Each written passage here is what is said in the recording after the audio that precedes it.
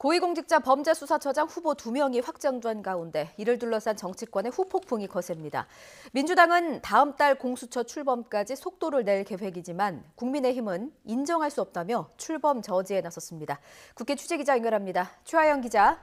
네, 국회입니다. 대통령에게 추천할 공수처장 후보 2명이 결정됐는데 역시나 여야 반응은 극과 극이군요. 네, 초대 공수처장 후보로 김진욱 헌법재판소 선임연구관과 이건희 국민권익위 부위원장이 선정되자 민주당은 곧바로 공정성과 중립성을 갖춘 적임자라며 높이 평가했습니다. 하지만 국민의힘이 또 발목 잡기에 나선 것은 안타깝다면서도 다음 달 공수처 출범 의지를 거듭 강조했습니다. 저희 민주당은 흔들림 없이 내년 1월 공수처 출범을 추진해 나갈 것입니다.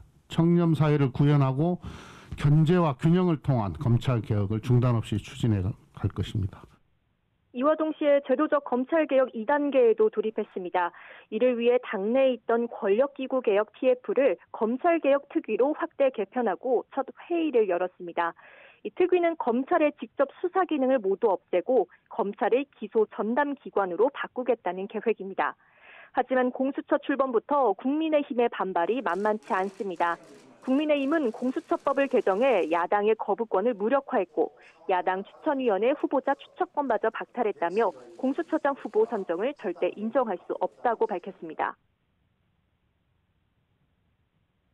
우리나라 사법체계의根幹을 흔들고 또 정권의 비리를 수사하는 것이 아니라 오히려 덮을 이 정권 옹호처 출범에 대해서 최대한 저지할 것을 다시 한번 말씀드립니다. 이를 위해 국민의힘은 후보자 추천에 대한 효력 집행정지 절차를 밟겠다며 무효 소송도 예고했습니다. 이와 함께 국회에서는 중대재해기업처벌법도 논의 중인데 정부의 안이 어제 저녁 국회에 제출이 됐죠? 네, 이를 논의하기 위해서 지금 국회에선 법안심사소위원회가 열렸습니다. 먼저 어제 제출된 정부안을 살펴보면요. 이 박주민 의원이 발의한 원안은 50인 미만 사업장에 대해서만 법 시행을 4년 미루기로 했지만 정부는 50인에서 100인 미만 사업장에 대해 2년간 법 적용을 유예하는 방안을 추가했습니다.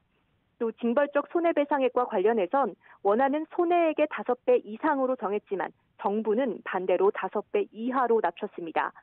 여기에 공무원에 대한 책임도 크게 완화했는데요. 이 원안은 결재권자인 공무원을 처벌 대상으로 정했지만 정부안은 직무유기죄를 범했을 경우로 사실상 대상을 축소했습니다. 이와 함께 사업주나 경영 책임자가 사고 전 5년 동안 안전의무를 3차례 이상 위반했을 때 중대재해의 책임이 있다고 본 인과관계 추정 조항은 아예 삭제했습니다. 이에 정의당은 50인 미만 사업장에서 중대재해의 85%가 일어나는데 시행을 유예하는 것은 실효성이 없다고 비판했습니다.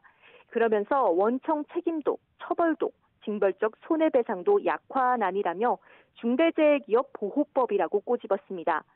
반면 민주당은 구체적인 논의가 필요한 부분도 있지만 나름대로 지금의 법률적 문제를 상당 부분 해소한 것으로 보인다고 밝혔습니다. 또 지난 첫 소위 때 불참했던 국민의힘은 정부 여당안을 보니 어처구니 없다며 오늘 논의에 참석했습니다.